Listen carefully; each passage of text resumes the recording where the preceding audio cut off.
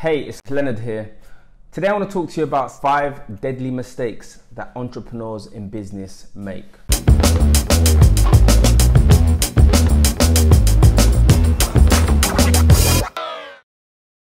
So the premise of this video is to kind of just run through some of the common errors and mistakes that people make when they're starting or running businesses.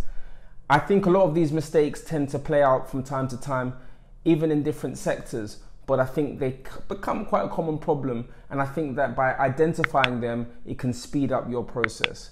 Now, mistake number 1 is that a lot of us get paralyzed by the process.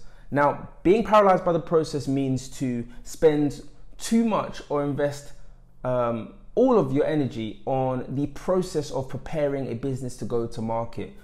A lot of the time, because it's the first time you're probably starting a business, it can very easily become part of your process to spend and invest your energy in understanding every element of the business, the industry, the research, and then start to take your energy into the process of, just creating that product, whether that's the logo, whether that's the website.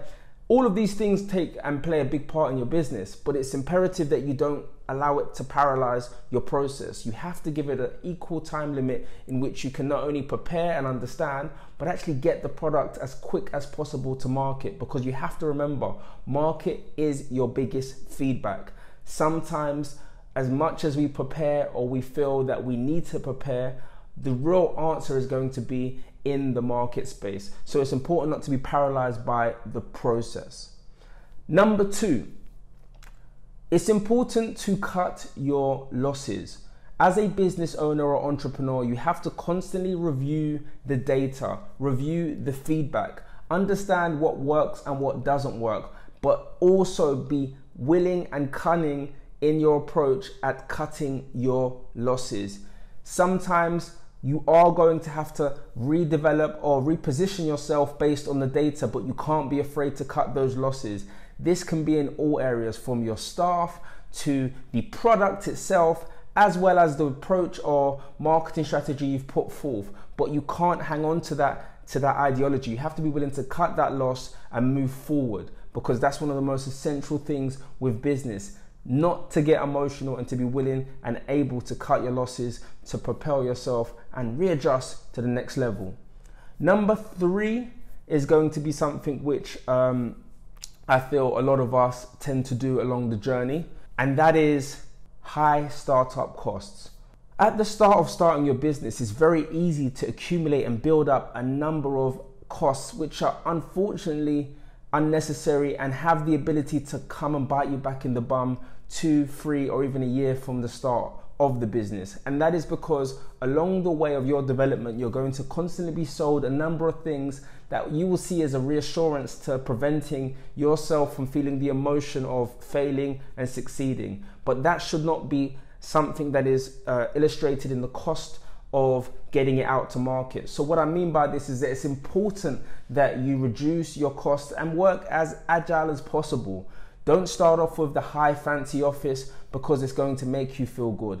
Don't take on too many staff members or sign up to 99 subscriptions, from accounting to logo design to web developing platforms, at the highest rate version possible, because it's giving you all these benefits. Reduce your costs, act agile, and make sure that you're putting yourself in the best possible position to be able to work with the market. And when you have leaner and lower costs at the start, it enables you to not have those heavy monthly overloads that can take you out, because you have to understand this. It's never really a matter of surviving the highs and lows of a business's performance. It's really about those costs that come every single month. So it's important to make sure that you start with low startup costs.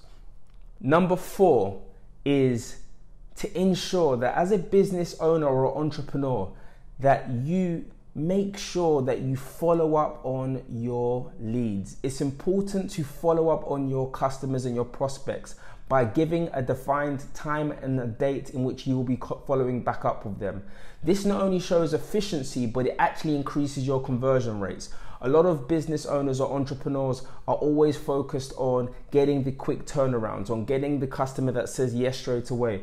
But you miss out on the customers that are still thinking about it but just need a little bit more time, simply because you fail to either set a follow-up date that you follow up with, or you just don't follow up at all. It's important as a business owner to be very efficient with following up on customers that are still in the thinking process of your product, and making sure that you're efficient with letting them know that you are as serious about the product as they are thinking about it. So make sure you set efficient follow-ups and time and schedules that can enable you to be in a position to follow up on your customers. The fifth and final mistake that entrepreneurs should avoid is this. Make sure that your business isn't focused primarily on product, but is driven by its ask. Now, what I mean by this is, a lot of the time businesses build their business around the product and the vision that they have, which is an excellent thing to do. However, if you don't have people or yourself constantly out there asking people to purchase your product, you are going to find an increase in the people working on the product, but you'll actually find a small return on income or the turnover of that product being purchased through customers. So it's important to always have an even more stronger balance on people that are actually out there selling, marketing your product. Or if it's yourself, you have to make sure you're giving yourself an equal amount of time that you are actually out there marketing this product of yours to customers in order to get that customer to convert and make money for the business. It's important not to get stuck in the product and the beauty of how perfect it can become one day, because understand this, your product is constantly going to evolve and constantly going to improve, but the real heart of that business is going to be in the turnaround and the conversion of new customers that start to buy that product from you. So make sure you don't lean your business more towards product, and you actually put a real emphasis on people that are out there generating business for the business. I'm Leonard Sekyonda, and once again, it's always good sharing with you resources and advice, but I do think some of these principles can really be applied and just to look out for as you're building and developing that business of yours. Please leave comments below on any other topics that you want me to cover, and more importantly, remember to subscribe and click the notification button so you're up to date with videos that I post a minimum of 2 times a week. So once again, it's always good speaking to you. Look forward to sharing some more tips and resources, and I'll catch you on the other side.